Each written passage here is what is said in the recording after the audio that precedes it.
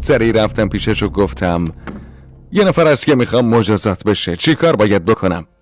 مرد یه منو به هم داد و گفت هر اتفاقی بیفته گردن خودته. منم گفتم مشکلی نداره. داخل منوی که داد دستم عکس شیطانای مختلف بود، از مدلای معمولی و ارزون شروع میشد تا شیطانهای مشهورتر مثل سگ 3 سر و اژدهای 5 سر.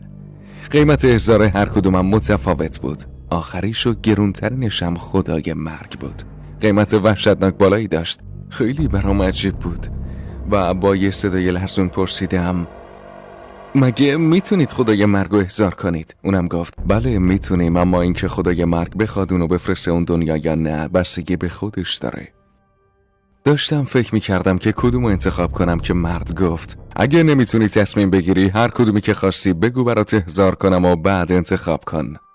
از توی منو شیطانی که شبیه گارگویل بود و انتخاب کردم. مرد یه طلسم خوند و کمی بعد اتاق ناگهان تاریک شد. همون موقع یه صدای بسیار وحشتناک اومد و بعدش هم یک شیطان بزرگ شبیه گارگویل جلوم ظاهر شد. گردنمو گرفت و بردم بالا.